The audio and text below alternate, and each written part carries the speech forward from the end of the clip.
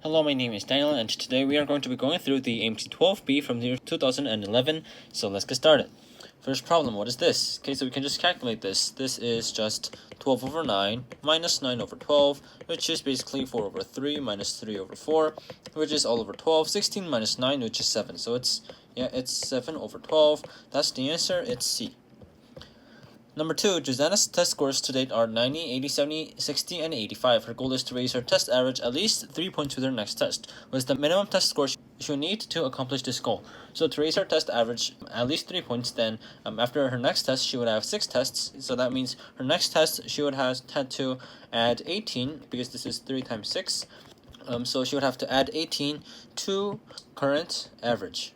And now let's get the average. The average is 90 plus 80 plus 70 plus 60 plus 85 all over 5, which is going to be 385 over 5 is 77. So we have to add 18 to 77. That's going to be 95, right? So 95 is the answer. It's E. Number 3, Leroy and Bernardo went on a week-long trip together and agreed to share the cost equally. Over the week, each of them paid for various joint expenses such as gasoline and car rental. At the end of the trip, it turned out that Leroy had paid $8 and Bernardo had paid B dollars, where A is less than B. How many dollars must Leroy give to Bernardo so that they share the cost equally? Okay, so the difference between what they paid, that's just B minus A, right? And so since they have to share the cost equally, this has to be divided by 2. So that's the answer. It's C. Number 4, in multiplying two positive integers a and b, Ron reversed the digits of the two-digit number a. His erroneous product was 161. What is the correct value of the product of a and b? Okay, so since his wrong product was 161, this is going to be equal to 7 times 23. That means this was the number whose digits were reversed. So it should have been 7 times 32, and that is going to be 224. So this is the answer. It's E. Number 5, let n be the second smallest positive integer that is divisible by every positive integer less than 7. What is the sum of the digits of n? Okay, so since this integer has to be divisible by 1, 2, 3, 4, 5, and 6, that means that the smallest integer that is divisible, that would be 60. And the second smallest, that would be this multiplied by 2, right? So next smallest, this would equal 120. So here, the sum of the digits of n, that will be 1 plus 2 plus 0, that's equaling 3. So this is 3. The answer is A. Number 6, two tangents to a circle are drawn from point A. The points of contact B and C divide the circle into arcs with lengths in the ratio 2 to 3. What is the degree measure of angle BAC? Okay, so if we draw a diagram of this, it's going to look something like this. So that's going to be our tangents and the circle. So this is point A, this is B, and this is C. And obviously these two are going to be perpendicular, right? Perpendicular, and we want BAC, we want this angle. And the arcs are going to be in the ratio 2 to 3, so we want 2 and 3 like that. Since this whole thing is 360 degrees in angle, but then this much is 2 over 5, that means that this angle, let's say that this is O, that means angle BOC, this is going to be 360 degrees times 2 over 5, right? Because this much is 2 over 5 of the whole thing. That's going to be 144 degrees. Since these two are right angles, that means A and O, they are going to add up to 180. So BAC, angle BAC, this is 180 minus BOC, which is equal to 180 minus 144, that's 36 degrees. This is the answer, it's C. Number 7, let x and y be two-digit positive integers with mean 60. What is the maximum value of the ratio x over y?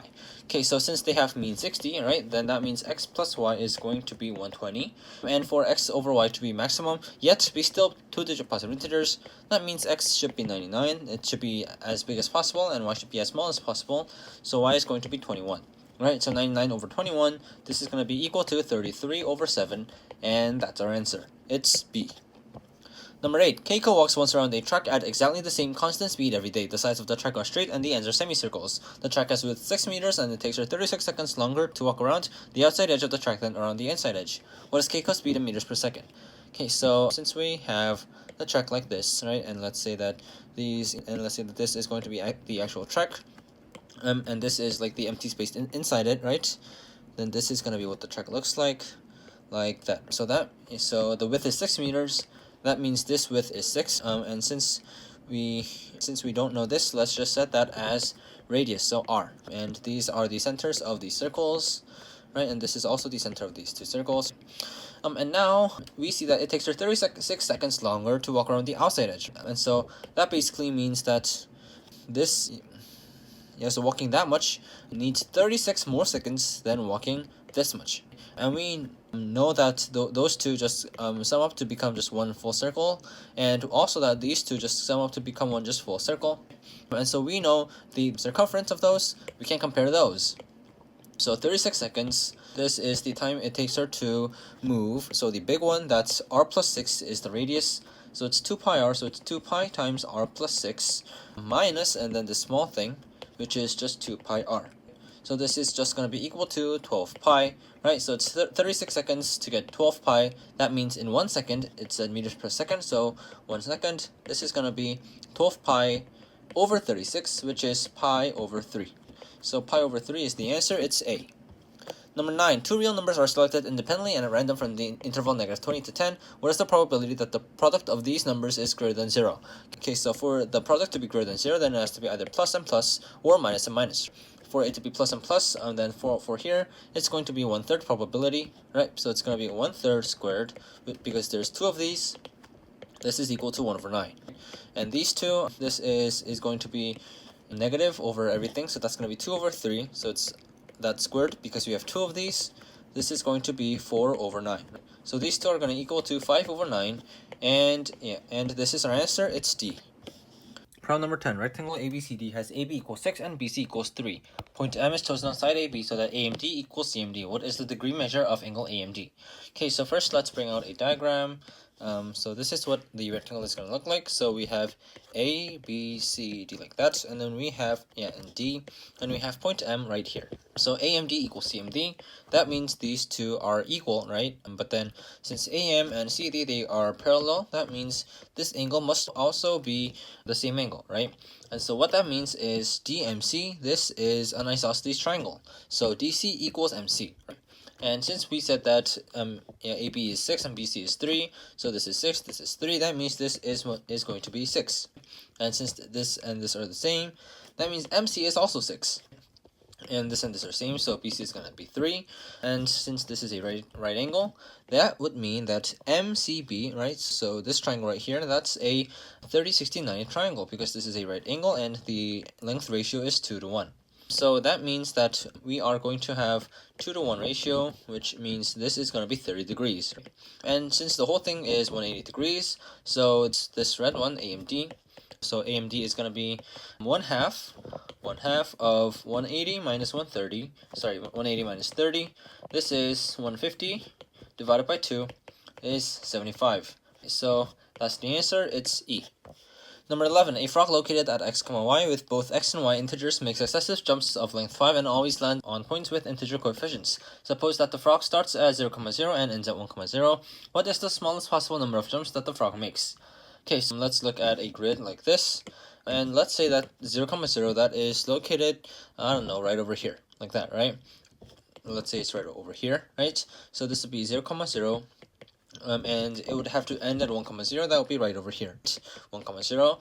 And the way to do this is for length 5 to jump. That means it can go over here, right? So that would be our first jump, and then for our next jump, we can go over here, like that. And then we can lastly go to 1, 0.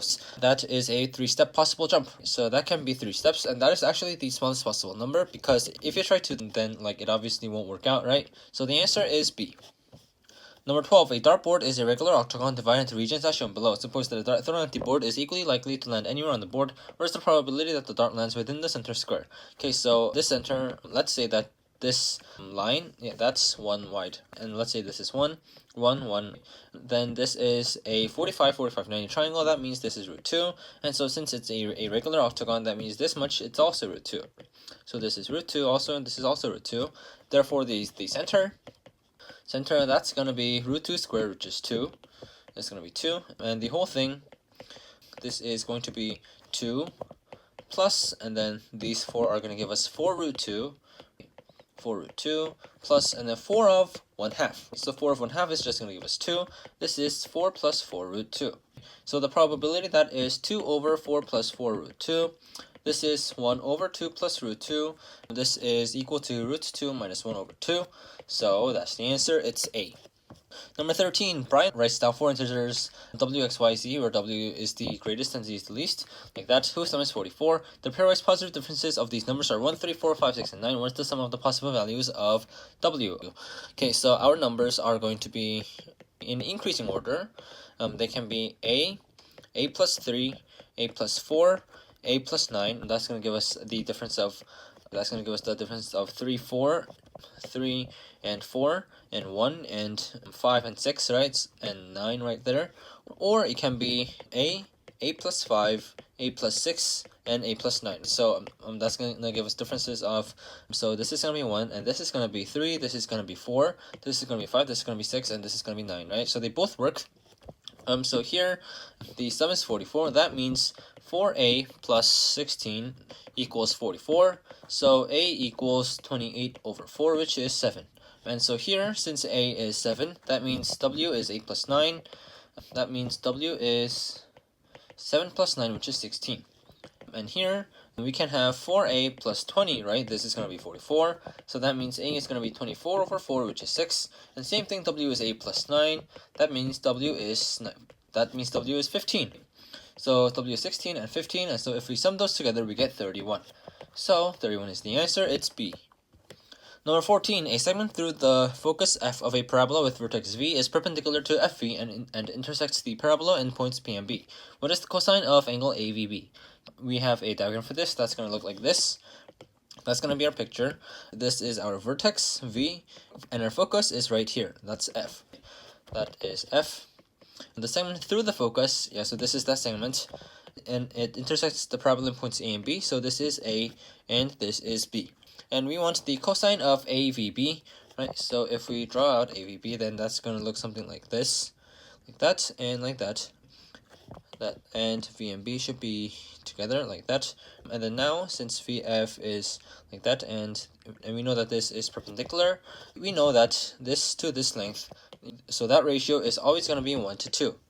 And since this is 1 to 2, by the Pythagorean theorem, this is going to be always root 5. And we want cosine of AVB.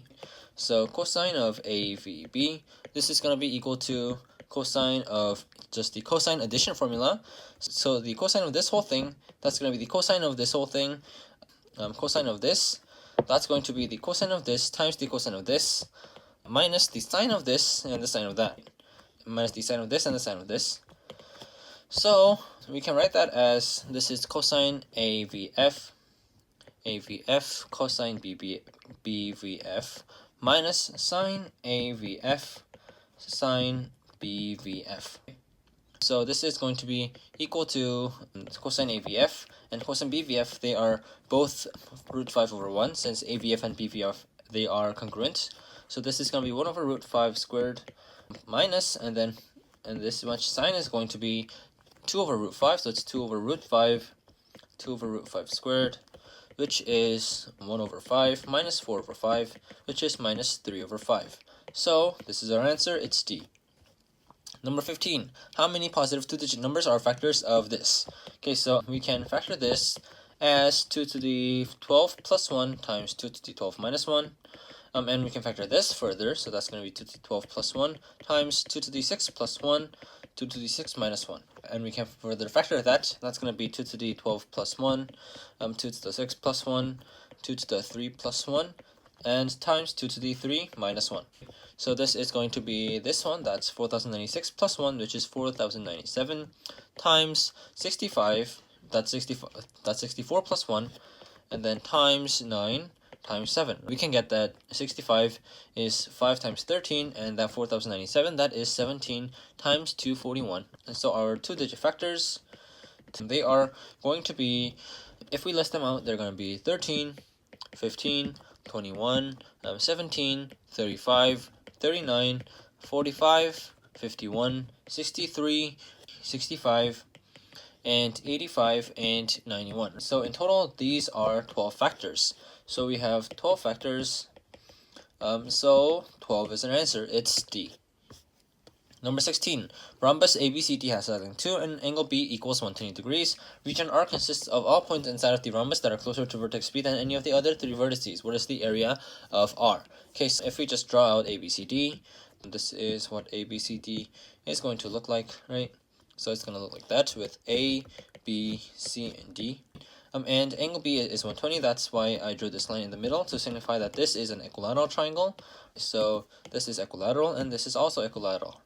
And R is all points inside of the rhombus that are closer to B than any of the other 3 vertices.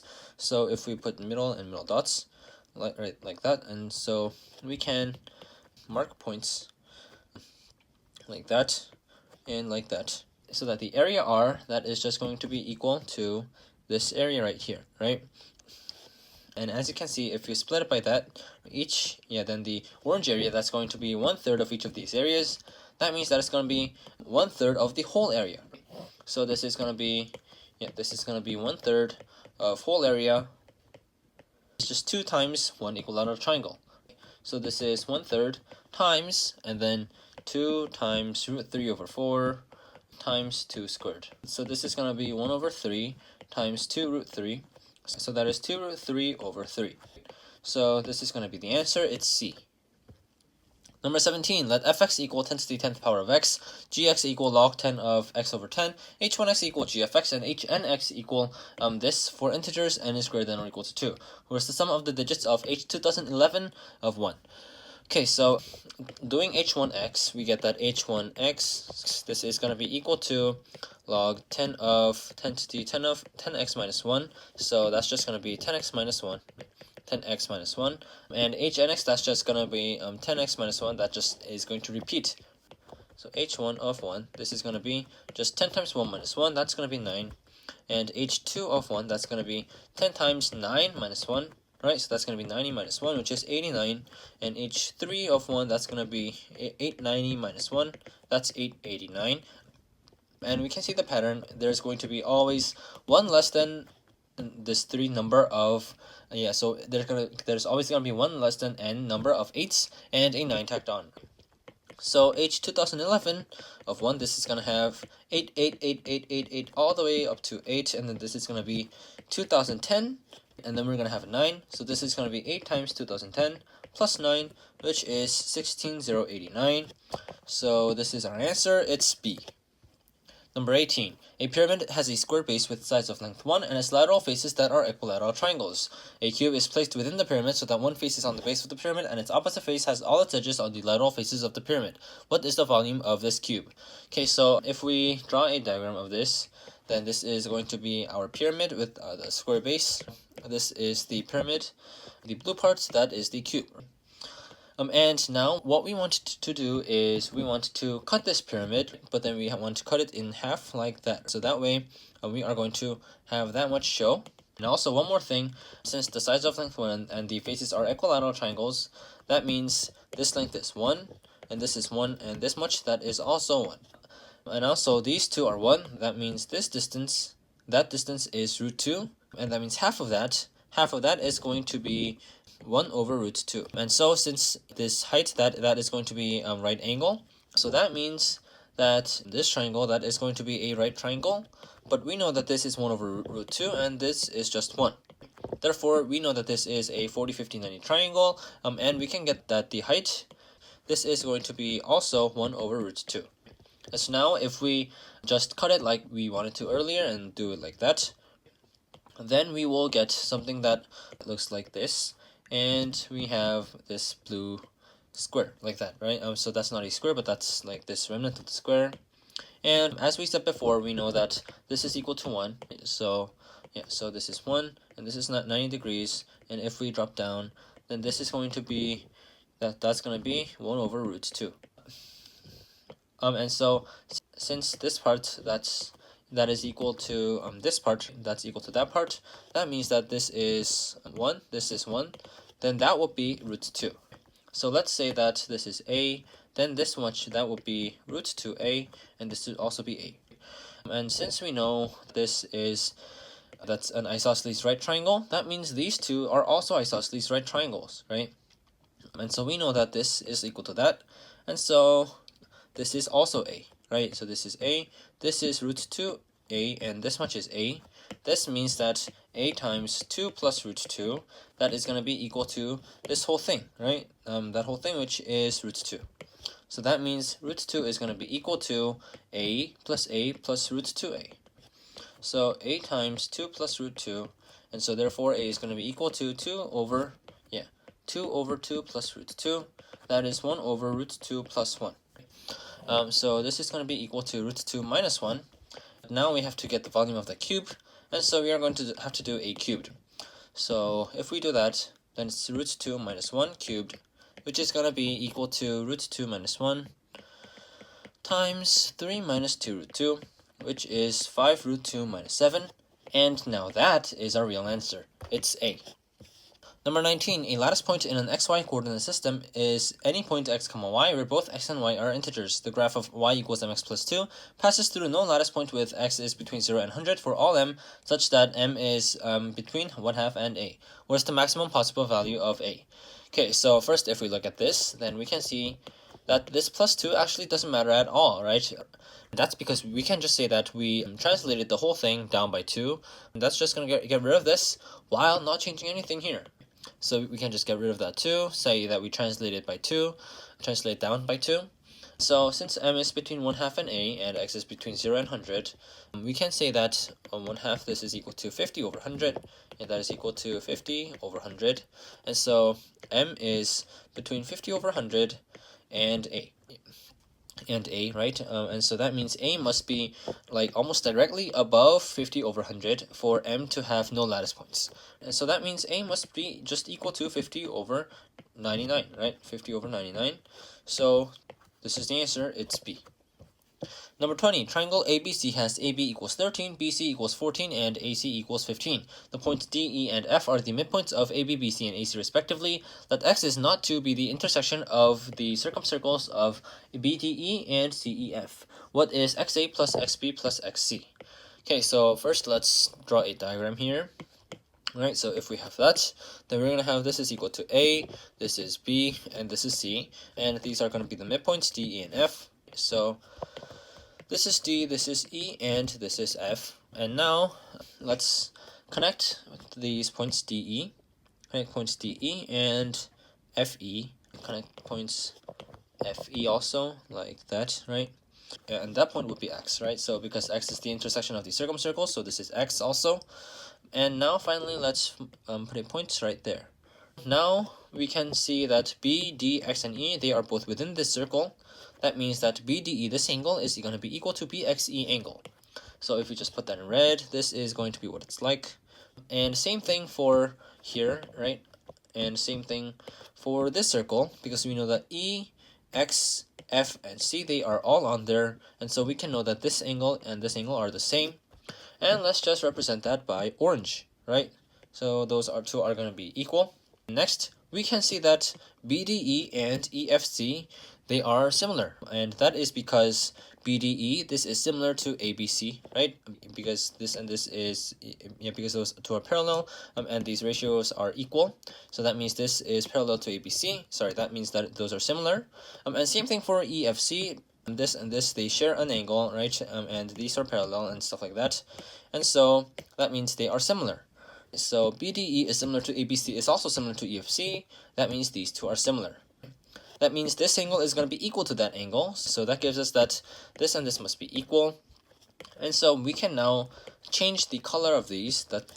Those are also going to be red, right? So they're all going to be equal, right?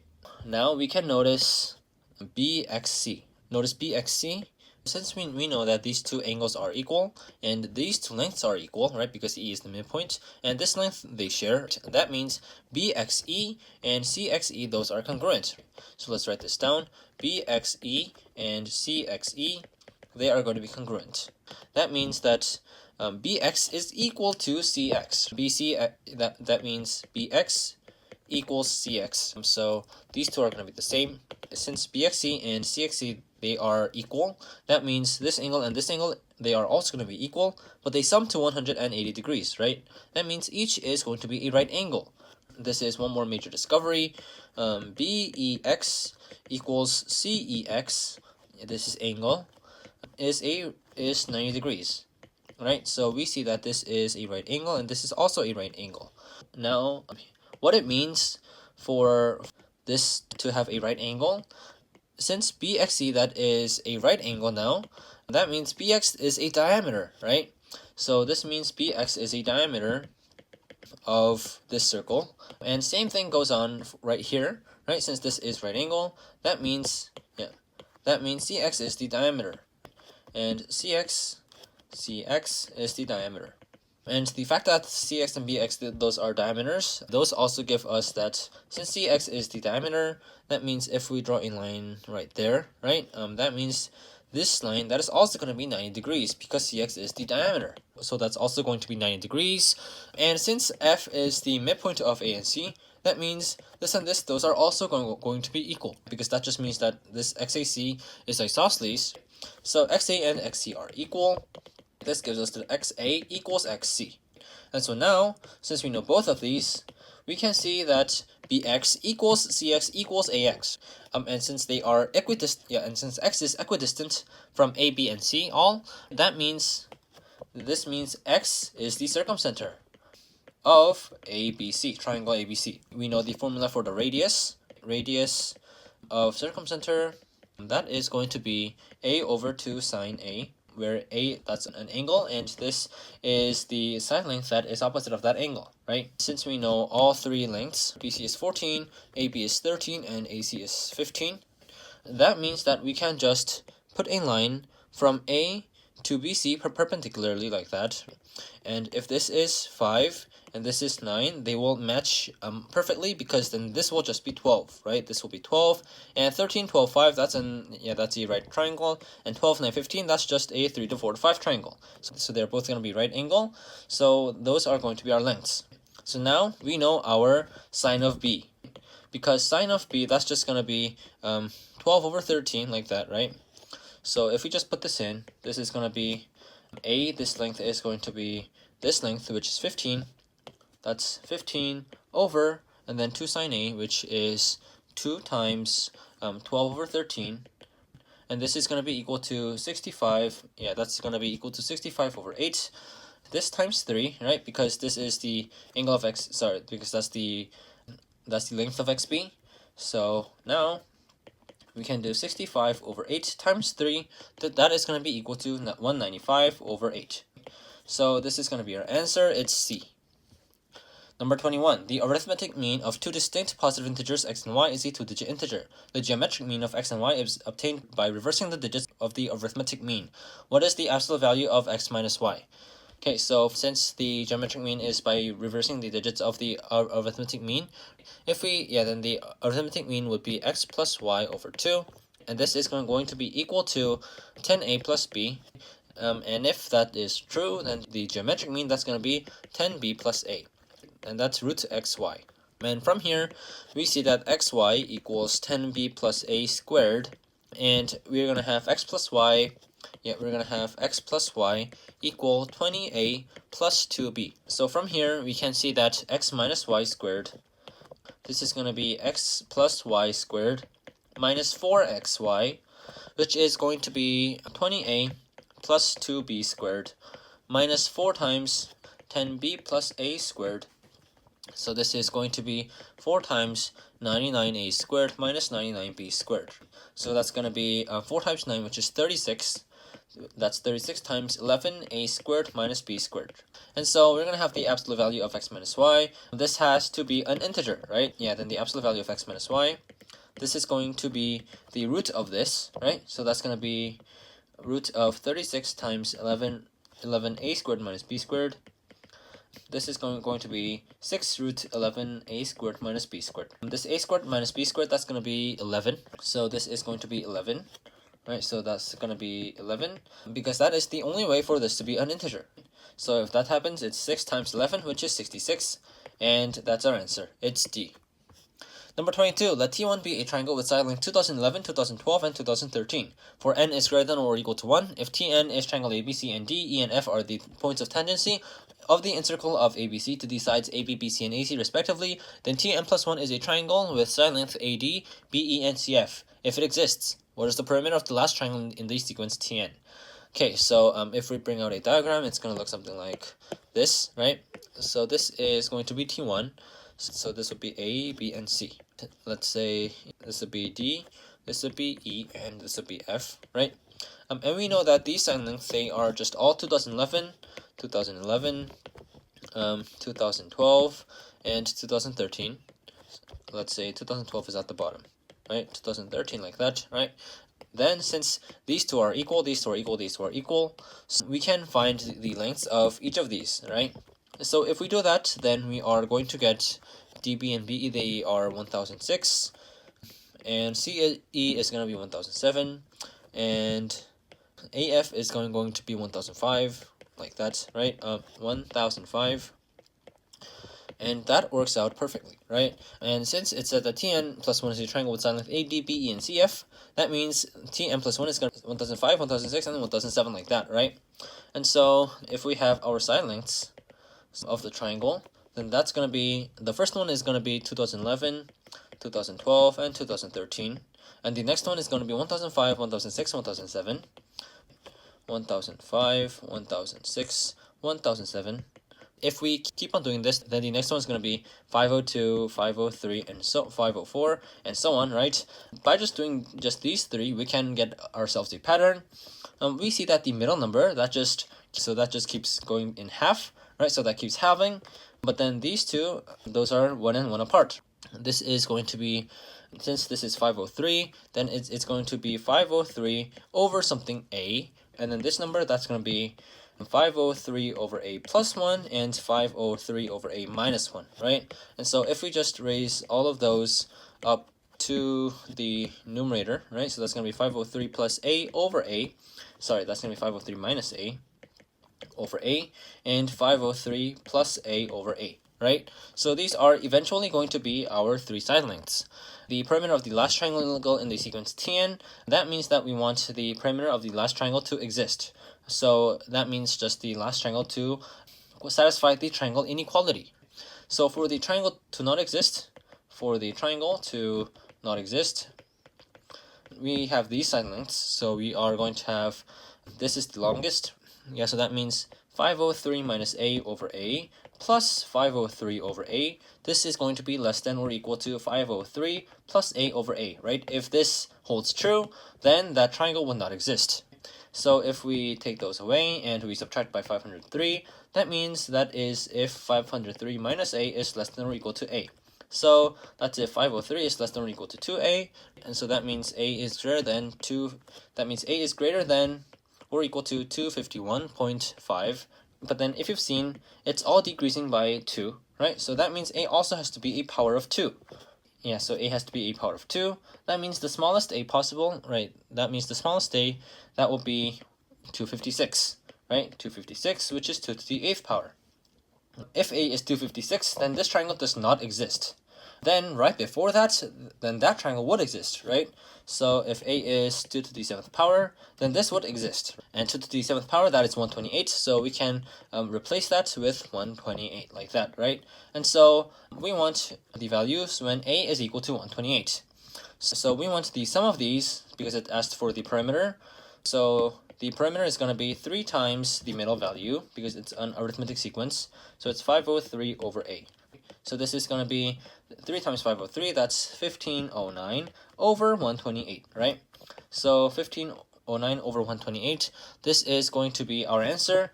So this is the answer, it's D. Number 23, a bug travels in the coordinate plane, moving only along the lines that are parallel to the x-axis or y-axis. Let A equal negative 3, 2 and B equal 3, negative 2. Consider all possible paths of the bug from A to B of lengths at most 20. How many points with integer coordinates will lie on at least one of these paths? Okay, so if we put a grade here, then let's set the, so that's going to be the x and y axes. I don't want to draw all of them, so this is just what they are. And plot A and B. So A is going to be over here, and B is going to be over here, right? So this is A, and this is B. And it said, consider all possible paths of the bug from A to B, length at most 20.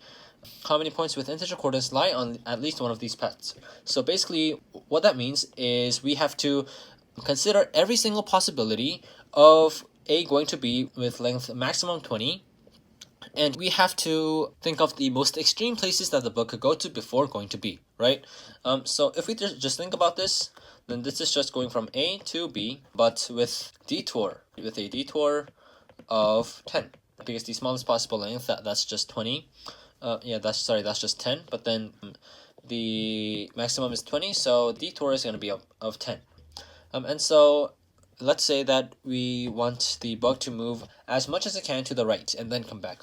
So maximum to the right, that is going to look like it's going to go here, but then it's going to take a detour of 10, right? So it's going to go here, and then it's going to take a detour of 5, and then 5 back, right? So yeah, so basically this detour of 10, this means just 5 away, and then 5 coming back.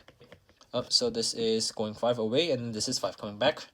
And so that is our maximum to the right, right? So I'll just try it again. So this is when the bug goes, the bug goes as much as it can to the right and then coming back. And then let's do the left also.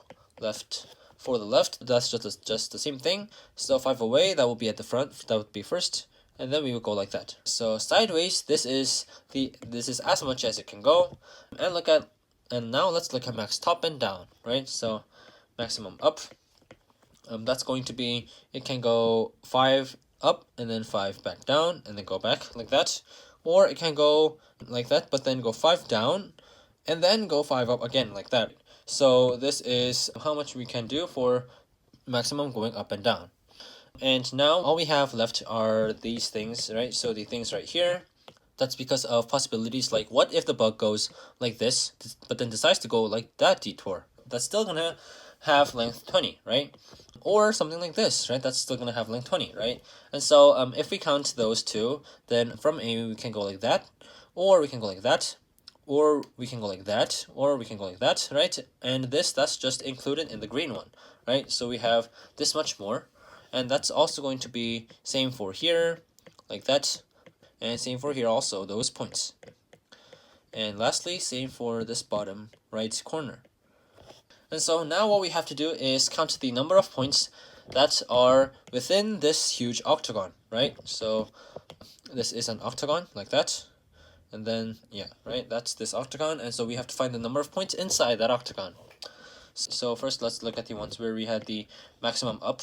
So to get those points, we can just count those points and count these points and then multiply them. And if we see, this is 7 points, and this is, if you count, those are 15 points. So that's 7 times 15, and that is just going to be 105. And then next is these green ones, right? But then we've counted these parts already, so it's just this much plus this much, right? So it's going to be 5 by 5 and 5 by 5, so this is going to be 2 times 5 by 5. This is 50. And then lastly, we have to get these 4 triangle areas. So those triangles, I'll say, those are going to be just 10 for each, right? So it's 1 plus 2 plus 3 plus 4, which is 10 for each. 10 times 4, that's 40.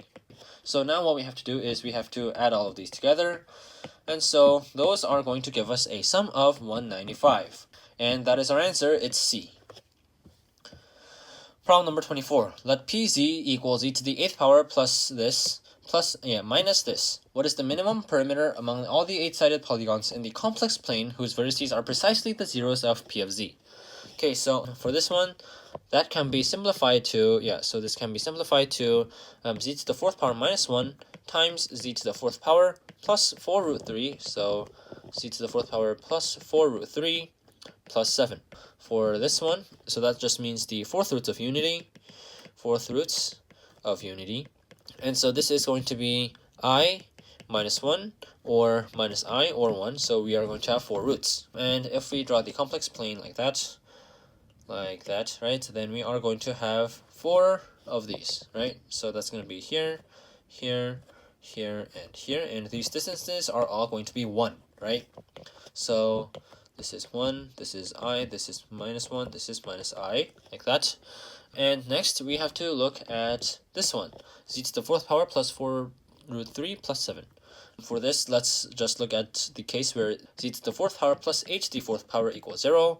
For that, let's look at z to the 4th power. For this, let's just look at z to the 4th power plus 1 first. This is just going to be z to the 8th power minus 1 over z to the 4th power minus 1. this much is just the 8th roots of unity, and this is the 4th root of unity. And so if we just graph those, right, then z to the 8th, so the 8th roots of unity are going to look something like this, like that, and all of these are 1, right? So all of those are length 1, right? But then the 4th roots of unity, as we saw before, those are like that. So we have to take these out, because this is basically the 8th roots of unity minus the 4th roots of unity. So yeah, so our points are going to look like this, right? So those are going to be our points, and this is going to be length 1. But then what we want is a to the 4th power, right? So if this is z to the 4th power times plus a to the 4th power, then that means this is going to be length a, right? So this is going to be a, right? And now we see that a to the 4th power equals 4 root 3 plus 7, right? So since a to the 4th power equals 4 root 3 plus 7, then we can just get a squared. A squared, that's just the root of those. So those square roots, this is going to be when 4 root 3 plus 7 equals, let's say it's like x plus y root 3, this to the squared, right? And so solving this, we can get x equals 2 and y equals 1. And so now to get a, right, this is when if we put 2 and 1 into there, that gives us 2 plus root 3. 2 plus root 3, this is equal to something else, let's say, I don't know, c plus d root 3 squared. This is equal to 2 plus root 3, right?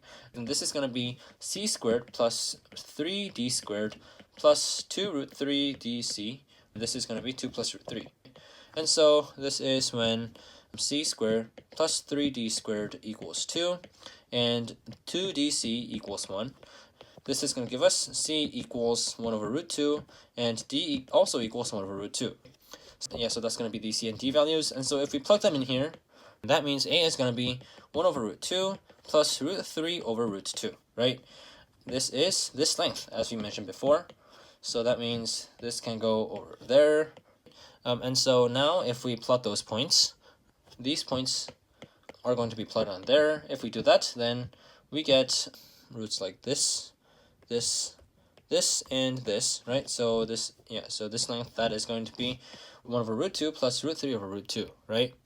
So let's look at this length.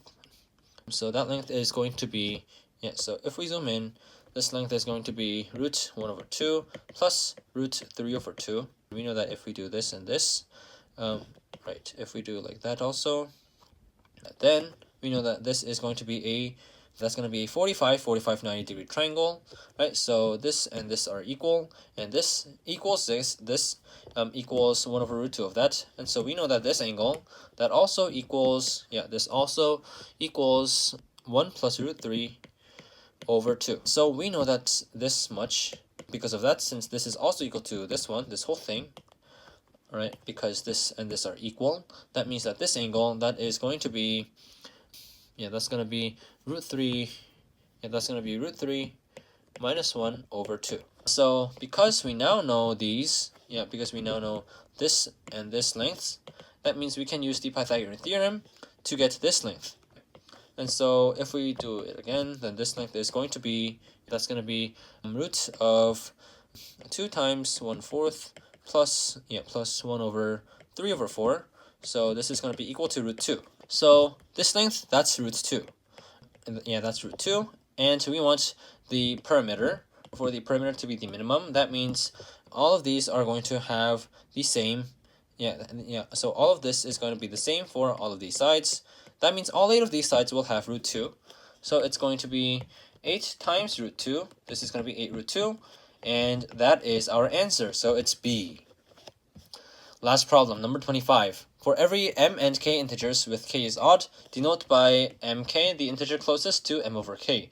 For every odd integer k, this plus this equals this. This is the probability, pk is the probability of that occurring. That for an integer n randomly chosen from the interval n is between 1 and 99 factorial, what is the minimum possible value of pk over the odd integers k in the interval k is between 1 and 99? Okay, so the first thing that we have to notice is that if instead of n, we put n minus k, like that, then that's going to give us n minus k over k, and then this plus this of 100 minus n plus k, right? Because then this would be in brackets over k. This is going to be equal to nk minus 1 plus this of 100 minus n, and then k plus 1, right? And so these two are going to cancel, and this is just equal to this, right? And so that means it's just the same if we put in n minus k, right? So this gives us that n is, this gives us that n is periodic, right? And it has an order of k, right? This just means that it is repeating every k terms. So now we just have to consider n is between 1 and k. So if n is between 1 and k, and now we can use the answer choices to our advantage. Because pk is the probability that this happens, right? And pk is always going to be pk. This is always going to be something over the number of total possibilities. And since n is between 1 and k, that means the total possibilities, that's just going to be k itself, right? This is going to be something over k. That means the denominator is going to be k. And so since these are all candidates for pk, that means these denominators, they can all be k. This means that k is the denominator, and so we only have to consider when k is equal to 99, 87, 67, and 13. Those are from the answer choices. And why do you leave out 2, you ask? And that is because it said that k is odd, right? So that means k can never be even. So we only have to think among these 4. And now let's go to this. So for that, let's just first say that this equals 1. If this of 100 over k, this is equal to 1, because that's going to be the case. That means k has to be greater than or equal to 67, because this can't be it, so that must be one of these 3. That's what it means for k to be greater than or equal to 67. This means not consider k is 13. So we took out this before, and now this is also taken out. And so we have 2 possible choices if this is 1. One is that this is 0 and this is 1, or one is that this is 0 and this is 1, right? And so our probabilities are if this n over k is 0, and therefore 100 minus n over k, this is 1, and it's less than 2 over k. And since 100 minus k, this is like that, right? So this is between k over 2 and k. Then this is going to give us that k is less than 100 and greater than k over 2 plus n. But this is always going to be true, right? So this is always true, so this is just going to make pk equal to 1.